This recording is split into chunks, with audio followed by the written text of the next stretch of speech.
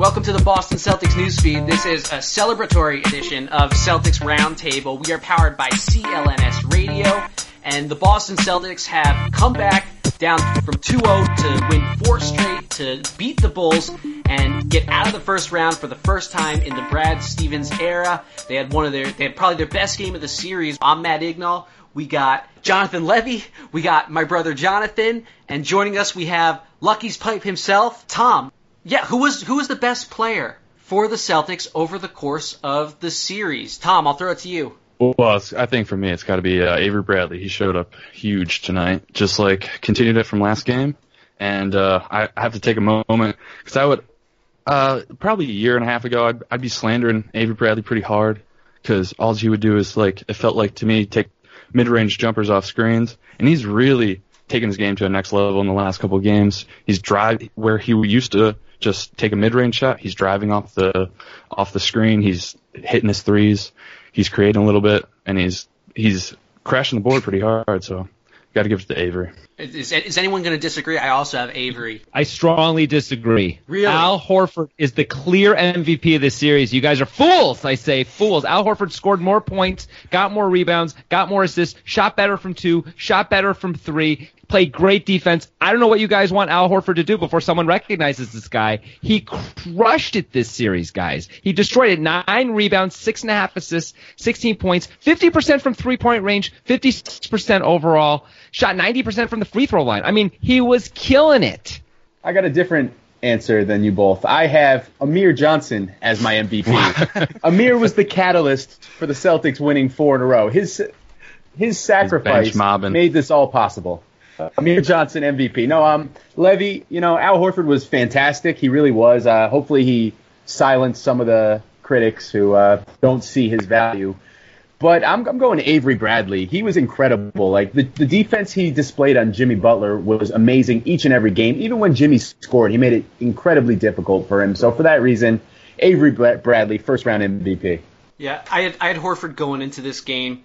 For me, it's extremely close. I also think Isaiah Thomas deserves to be in that same tier, although he struggled with his shooting for a bit. I mean, this team sort of goes nowhere without him. I think you can make a really strong case for Al Horford, but I think a huge, part of this series was the defense that the Celtics played. And I think, a ton of credit has to go for Avery Bradley. I thought Jimmy Butler was just going to sort of be too big for him, but he really did an excellent job. Maybe even played Jimmy Butler to a draw throughout the series. I think you can at least argue that. But yeah, Al Horford's my 2. Isaiah Thomas is my 3. Yeah, that sounds about right. I don't know who else would take that spot. Marcus had a really nice series as well, but definitely not to the level the other 3 were. I thought I don't have Isaiah that high, guys. I got to tell you, I got Marcus Smart next. I do not think he played particularly well, and I'm looking forward to him doing much better in the next round, taking better threes and having more of them go in. He doesn't have to take these tough contested threes. Yeah, Marcus Smart played did break amazing defense, crushed the boards, ran the offense pretty well. He was in the threes in the series, man. So the biggest reason for me for Isaiah getting that 3rd spot was in Game 4, the Celtics were up 20, blew the lead, and then they were very close to blowing the game where the Bulls would have taken a 3-1 lead. And in the 3rd quarter, Isaiah went nuts and catapulted the Celtics.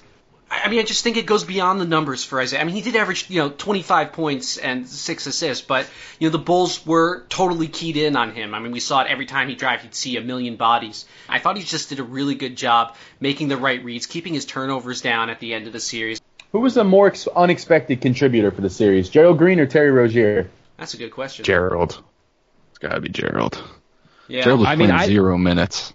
Up until the series. Gerald showed flash of this throughout the season. He would get hot. Terry Rozier did not show much since Summer League.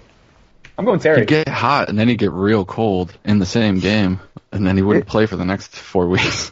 I mean, I thought Gerald Green wasn't going to play any minutes at all in this series except, the garbage time minutes that Tyler Zeller played tonight. So the fact that he was the second leading scorer.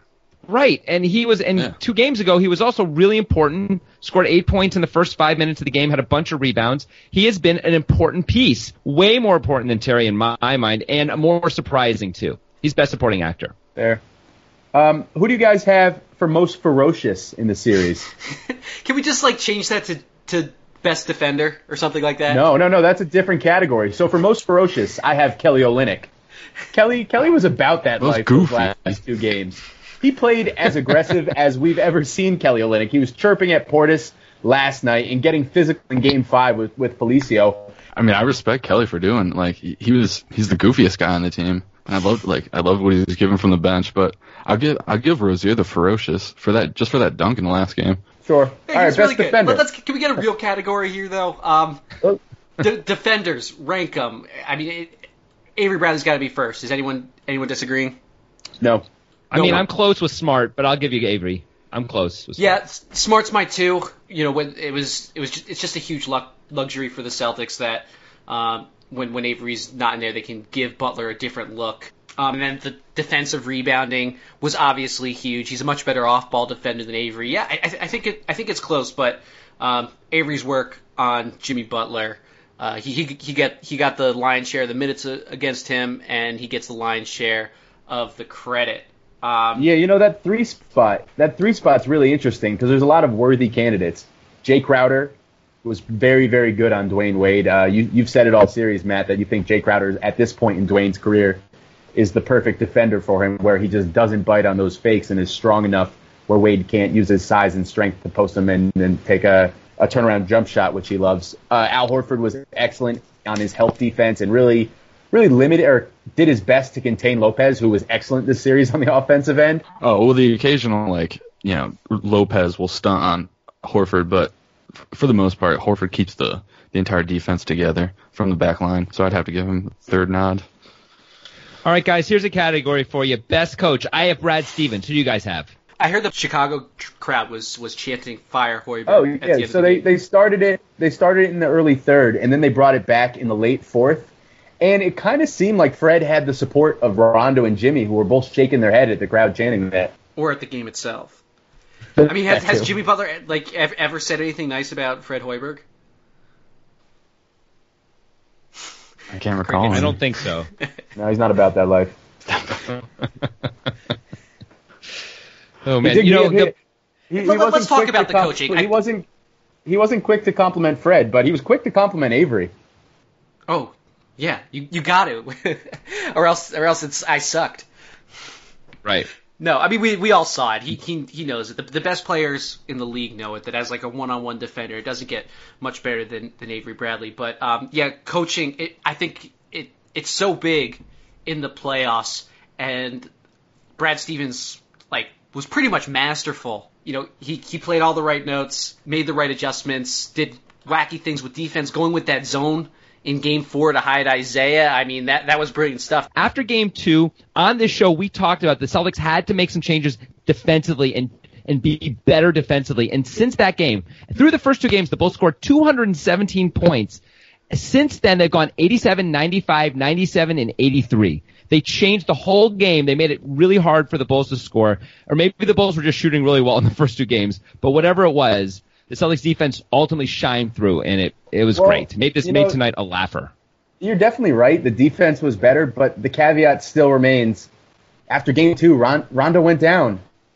I think they would have won the series anyway, but I guess we'll never know. Yeah, I see Rondo give him an extra 5, maybe 7 points, but I think the fact that they went small and then they could play their defense where they could switch and they were so much faster on the court without having a mirror and they could just switch everything and not have to worry about it. I think that was the big thing that pretty much stopped Butler, Wade, all of them. Levy, I know you are not a big Hoiberg fan. Do you feel like, is there anything that really stands out to you that he could have done or should have done in this series? Honestly, would it have made a difference? I don't think there's anything Hoiberg could have done. He was losing Rondo. I mean, I don't think Rondo mattered enough, but losing Rondo completely handcuffed him. The Bulls don't have depth, so they don't have the flexibility that a team like the Celtics has. Often people say depth doesn't matter in the playoffs because you only play 7 or 8 guys anyway, but you can make changes that other teams can't make. You can try different things and adjust differently, and we saw that. The Celtics just decided to go super small, and they had the horses to do it. And a lot of teams, the worst teams don't have that. I mean, we were talking about this when we were previewing Game 6, that we just didn't see what the Bulls could possibly do. They were going to have to shoot incredibly well from three-point range, basically, and get all the rebounds. And instead, I think they out-rebounded the Celtics by 2, and they got outshot by 20% from three-point range in Game 6. So that's a recipe for a blowout. By the way, the Celtics had under 10 turnovers again. So, I mean, this was the game that I think we've all been waiting for as Celtics fans. Like, everything finally came together. And the Celtics didn't, as Jonathan likes to say, play with their food. They blew them out, and they kept them blown out. All right. The second round is here, and the Celtics are going to be taking on the Washington Wizards. And if you want to get tickets to this playoff series, be sure to download the SeatGeek ticketing app, which is both the smartest and easiest way to buy and sell tickets to Celtics games. With just 2 taps using SeatGeek's seamless mobile experience, in mere seconds you can buy and sell tickets, and it doesn't just end with the Celtics or any other NBA game. SeatGeek also has plenty of concert, comedy, and theater tickets available too, and it's all fully guaranteed. Listeners to CLNS Radio can support this production and get a $20 rebate off their first SeatGeek purchase. Here's how you do it. You download the free SeatGeek app, go to the Settings tab, and click Add a Promo Code. Then enter the promo code CELTSNEWS, all one word, and SeatGeek will send you $20 after you've made your first ticket purchase. Download the free SeatGeek app and enter the promo code CELTSNEWS today. Levy, I'll ask you, who's in a worse position right now, would you say? The Bulls or the Indiana Pacers? Wow, that's a great question. Who do the Indiana Pacers have left once Paul George leaves after his free agent year to go to the Lakers? What young players do they have? I guess they got Miles Turner. That's it, right? I mean, losing Larry Bird just stepped down, so they lose him, and he's a pretty good drafter of men. Great drafter. Yeah, so I don't know what they have, but it's hard to say the Bulls because they have one player too, right? It's Jimmy Butler versus Miles Turner. I guess I like the Pacers a little bit more, only because Butler's older and the Bulls are going nowhere in Butler's prime window, and Miles Turner's young enough that the Pacers have time to build around him. It's almost looking like an inevitability that Paul George is either going to walk in free agency to the Lakers, or he might very well get traded, and he can sign an extension with the team that trades for him this summer. I wouldn't entirely rule it out that the Celtics would do something like that and sign him right away. It's interesting. It's interesting. But for right now, we're focused on the playoffs, and the next game is coming up right away. The Celtics are going to be taking on the Wizards on Sunday, and I don't have the time in front of me. 1 p.m. Eastern. We're going to do a quick little preview of this and go into more of a deep dive in the next podcast. But initial thoughts on this series. Isaiah Thomas is shooting. Isaiah Thomas was great in the Bulls series, but his shooting can't be as poor as it was for the Chicago series. Because, there's a little difference between Isaiah Cannon and John Wall, and that's going to be big. Isaiah's got to have to play great. The whole team needs to step up. I think the Celtics really need to win their bench minutes because Washington, their best player off the bench is Oubre or Brandon Jennings, and then there's not much else after that, so that's going to be really important. The bench, Bojan, I forgot Bojan. But still, not a strong bench, so the Celtics need to really take advantage of that. And I think we saw some really encouraging signs in the Chicago series of the bench stepping up and kind of holding their own until Isaiah can come back in. Those are my big two, and obviously slowing down the deadly combination of John Wall and Bradley Beal, who were terrific in the Atlanta series. So it's going to be a tall task, but those are my keys. Tom? Yeah. I would say that I'm a little thankful that we got the Wizards instead of the Hawks, even though that sounds a little crazy. I know Kevin O'Connor kind of hit on that, but I like Horford never played a good game against the Hawks, and I just felt like Atlanta was just inside his brain. So even though we've also never really defended Wall and Beal at the same time at a high level, hopefully Avery Bradley can carry his Jimmy Butler super defense into this next round. I think that's Isaiah getting a shot back would be huge because he needs to lead the offense. Yeah, the thing you hear quite often is that where do you hide Isaiah on the Washington Wizards, whose strength is in their backcourt? Beyond how do you hide Isaiah, my other big key to the series is, do the Celtics stay small or not? Are they going to come back to Amir Johnson? The Wizards don't really have a whole lot of rebounding themselves except for Gortat, so I'm curious to see, is Gerald Green going to keep playing, or are we back to traditional Celtics Brad Stevens basketball? All right, that'll do it here at the Celtics Roundtable on the Boston Celtics newsfeed. Follow us on Twitter at CLNS Roundtable, and then please go to iTunes, rate and review the Celtics newsfeed there. We're going to continue this discussion by having a more in-depth Wizards preview on the very next podcast, so stay tuned.